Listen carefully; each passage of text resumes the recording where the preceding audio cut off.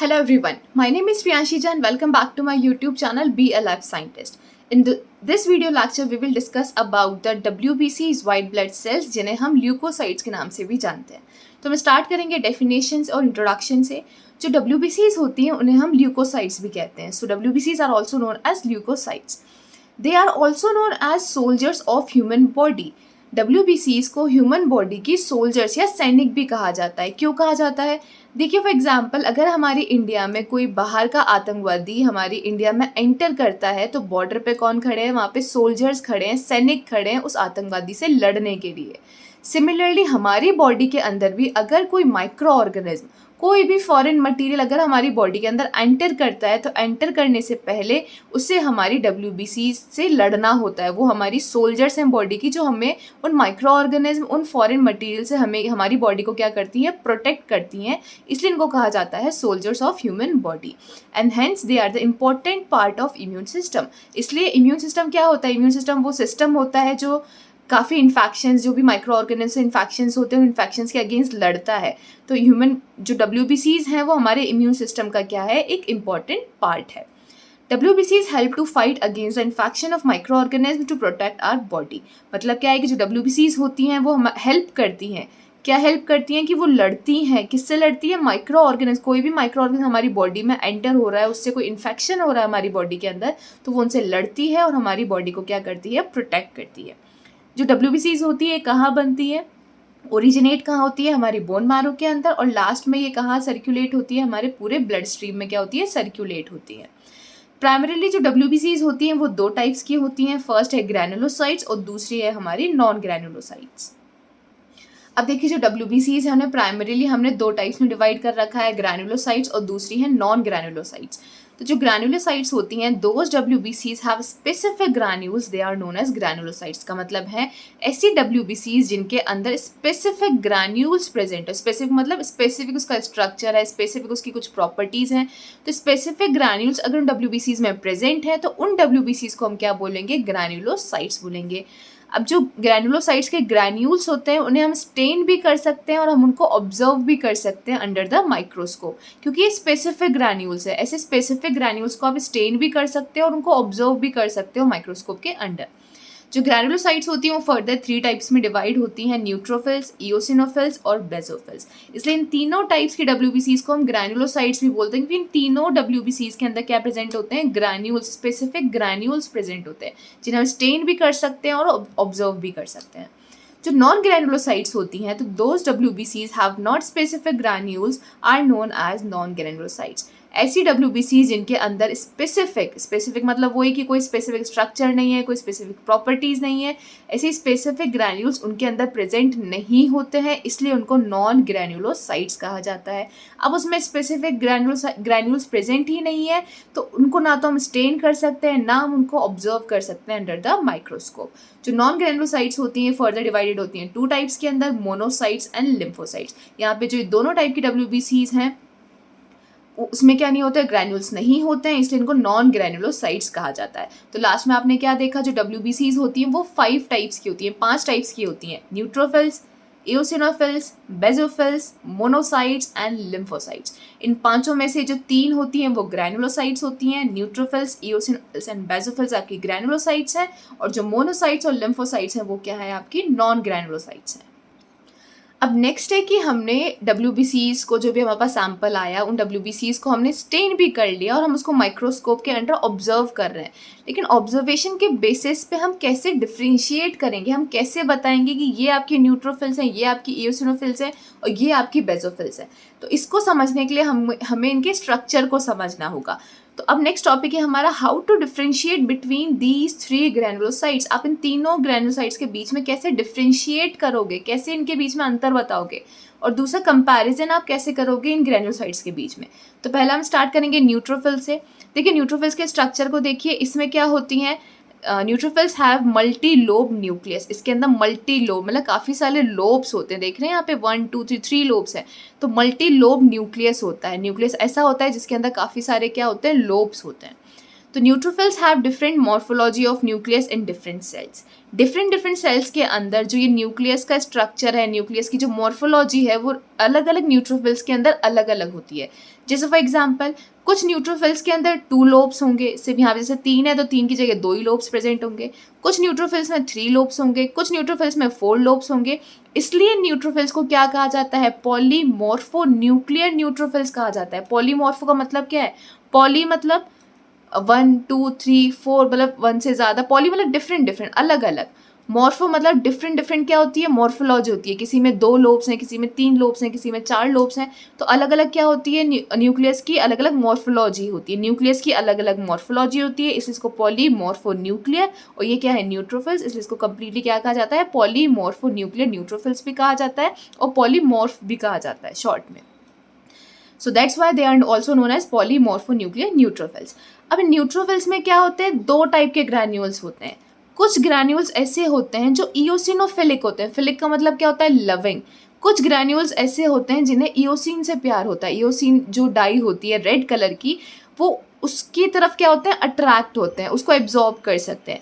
तो कुछ ग्रैन्यूल्स क्या होते हैं? इओसिनोफिलिक होते हैं, या फिर कहो कि एसिडिक लविंग होते हैं। जो इओसिनोफिल जो डाई है, अब जो हमारी इओसिन क्या होती है? डाई होती है, वो रेड कलर की होती है और एसिडिक होती है। तो न्यूट्रोफिल्स के अंदर कुछ ग्रैन्यूल्स ऐसे होते हैं जो इओसिनोफिलिक होते हैं, जिन्हें इओसिन से प्यार होता है, और एसिडिक लविंग भी होते हैं। इसलिए ये कौन से कलर के स्टेन होते हैं? ये रेड कलर से स्टेन होते हैं। जबकि कुछ ग्रैन्यूल्स न्यूट्रोफिल्स के अंदर ऐसे होते हैं जो बेसोफिलिक होते हैं, जिन्हें बेसोफिल्स जो बेसिक डाइज होती हैं उनसे लव होता है, तो उनको मतलब बेसिक डाइज भी बोलेंगे।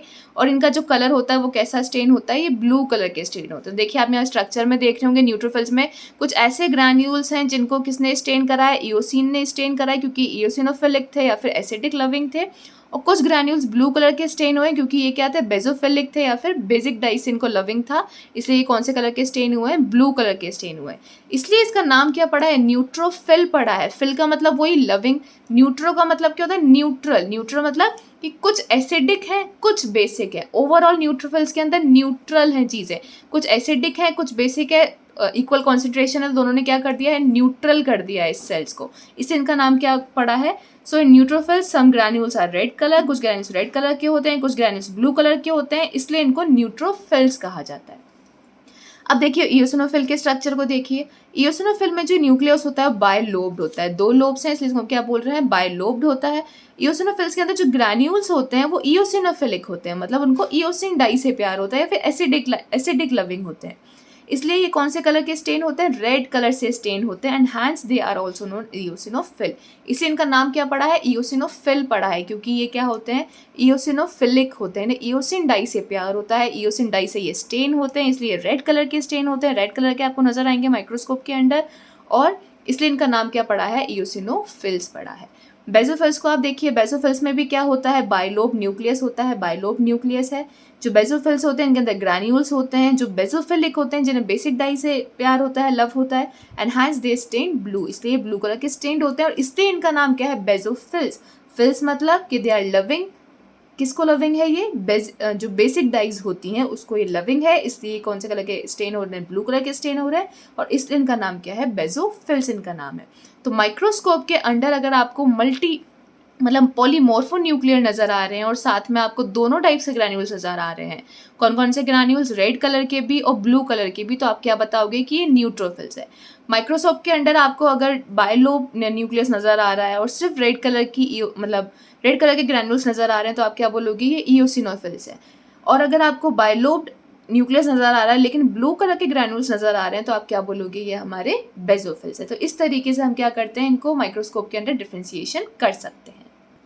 नेक्स्ट है हमारा माइक्रोस्कोप के अंडर आप जब ऑब्जर्वेशन कर रहे हैं तो 2 नॉन ग्रैनुलोसाइट्स के बीच में आप कैसे डिफ्रेंशिएट करेंगे? आप कैसे बताएंगे कि ये आपके मोनोसाइट्स और ये आपके लिम्फोसाइट्स है, और इन दोनों के बीच में हम कंपैरिजन कैसे करेंगे? तो देखिए जो मोनोसाइट्स होती हैं, इन मोनोसाइट्स के अंदर ग्रैन्यूल्स प्रेजेंट होते हैं, लेकिन ये ग्रैन्यूल्स नॉन स्पेसिफिक होते हैं। मैंने बताया था कि नॉन ग्रैनुलोसाइट्स के अंदर ग्रैन्यूल्स होते हैं लेकिन वो नॉन स्पेसिफिक होते हैं। नॉन स्पेसिफिक होते हैं इसलिए हम ना तो उनको प्रॉपरली स्टेन कर सकते हैं, ना उन्हें हम प्रॉपरली ऑब्जर्व कर सकते हैं। तो monocytes have granules but these granules are non specific, ये नॉन स्पेसिफिक होते हैं। इसके अंदर जो न्यूक्लियस होता है वो उसकी शेप कैसी होती है, किडनी शेप। ये देखिए इस तरीके से क्या होती है, किडनी शेप न्यूक्लियस होता है। इसके अंदर ग्रैन्यूल्स भी प्रेजेंट होते हैं जो कि नॉन स्पेसिफिक है, और क्या होते हैं, किडनी शेप न्यूक्लियस होता है। लिम्फोसाइट्स में आप देखेंगे तो इसके अंदर काफ़ी लार्ज न्यूक्लियस होता है, इतना लार्ज होता है कि साइटोप्लाज्म के लिए काफ़ी कम स्पेस आपको नजर आती है। तो lymphocytes have very large nucleus, बहुत बड़ा इसका न्यूक्लियस होता है, and have very small amount of cytoplasm, और जो साइटोप्लाज्म होता है वो काफ़ी कम अमाउंट में प्रेजेंट होता है। And this is the specific and unique characteristic of lymphocytes. और लिम्फोसाइट्स की एक स्पेसिफिक और यूनिक कैरेक्टरिस्टिक है कि इसका न्यूक्लियस काफ़ी ज़्यादा बड़ा होता है, काफ़ी ज़्यादा लार्ज होता है, और जो साइटोप्लाज्म होता है वो काफ़ी स्मॉल अमाउंट में प्रेजेंट होता है। Now next is what is TLC and what is DLC। TLC क्या होता है और DLC क्या होता है। बाबा आप टर्म देखते होंगे WBC की, जब भी आप स्टडी करोगे तो आप बाबा ये दो टर्म्स देखोगे कि TLC क्या होता है और DLC क्या होता है। तो TLC होता है, TLC is total leucocyte count. TLC की फुल फॉर्म होती है टोटल ल्यूकोसाइट काउंट। TLC का मतलब क्या होता है, this determines the total number of WBCs in 1 drop of blood और 1 ml ऑफ ब्लड और 1 क्यूबिक ऑफ ब्लड। इसका मतलब ये है कि हम एक यूनिट को, हमने एक स्पेसिफिक यूनिट ले ली। जैसे फॉर एग्जांपल अगर आप एक ड्रॉप ऑफ ब्लड के अंदर देखना चाह रहे हो कि एक ड्रॉप के अंदर कितनी number of total number of WBCs हैं, या फिर आप ये देखना चाह रहे हो कि एक ml ऑफ ब्लड के अंदर कितनी टोटल नंबर ऑफ WBCs है, या फिर आप ये देखना चाह रहे हो कि एक क्यूबिक ऑफ ब्लड के अंदर कितनी नंबर ऑफ WBCs है। मतलब आपने एक स्पेसिफिक यूनिट ले ली। जैसे फॉर एग्जांपल मैंने एक ड्रॉप ले ली, मैंने एक यूनिट ले ली कि मुझे एक ड्रॉप के अंदर टोटल नंबर ऑफ WBCs देखना है, तो वो काउंटिंग होगी आपकी TLC। आपने एक ड्रॉप के अंदर कितनी आपकी टोटल नंबर ऑफ WBCs है उसे हम TLC बोलेंगे। या फिर आप बोलो कि हमें 1 ml ऑफ ब्लड के अंदर देखना है, तो यहाँ पे आपको एक बार एक यूनिट को स्पेसिफिक डिसाइड करना होगा, उसके बाद उसके अंदर जो टोटल नंबर ऑफ WBCs है उससे आप बोलोगे TLC। अब जो नॉर्मल रेंज होती है TLC की वो होती है 4000 to 11000 माइक्रोलीटर। यहाँ पे देखिए एक माइक्रोलीटर, यहाँ पे एक स्पेसिफिक यूनिट ले ली है, तो एक माइक्रोलीटर के अंदर कितनी टोटल नंबर ऑफ WBCs है, इसका नॉर्मल रेंज कितना होता है, 4000 से 11000। अगर आपकी बॉडी में 11000 से ज़्यादा या फिर WBCs का काउंट काफ़ी ज़्यादा बढ़ रहा है तो उस कंडीशन को हम बोलते हैं leucocytosis. So increase count of TLC is known as leucocytosis. और वहीं अगर आपका जो टोटल काउंट है TLC का वो अगर डिक्रीज हो रहा है, कम हो रहा है, तो उसको हम बोलेंगे ल्यूकोपीनिया। अब DLC क्या होता है, DLC is differentiation leucocyte count. इसकी फुल फॉर्म क्या होती है, differentiation leucocyte count, which determine, ये क्या डिटरमाइन करता है, that in 100 count of WBC what is the percentage or count of neutrophils, eosinophils, basophils, monocytes and lymphocytes। इसका मतलब क्या है कि आपने 100 WBC काउंट कर ली कि ये 100 क्या है, सारी WBCs हैं। इन 100 WBCs में न्यूट्रोफिल्स का कितना परसेंटेज है, कितना, जैसे 100 में से आपकी 40 क्या है, न्यूट्रोफिल्स हैं, ठीक है। तो 100 में से कितना परसेंट आपका न्यूट्रोफिल्स का है, कितना परसेंट आपका इओसिनोफिल्स का है, कितना परसेंट आपका बेसोफिल्स का है, कितना मोनोसाइट्स का है और कितना लिम्फोसाइट्स का है, इस 100 WBCs में से, ठीक है। एक हमने स्पेसिफिक काउंट ले लिया कि 100 WBCs में इन सब का कितना परसेंटेज है। इस काउंटिंग को हम क्या बोलते हैं, DLC बोलते हैं या फिर डिफरेंशियल ल्यूकोसाइट काउंट बोलते हैं। तो लास्ट में हमने देख लिया कि TLC और DLC के बीच में क्या डिफरेंस होता है। सो या this is all about this lecture. If you like this video, please like, share and subscribe to my YouTube channel. Thank you so much for watching.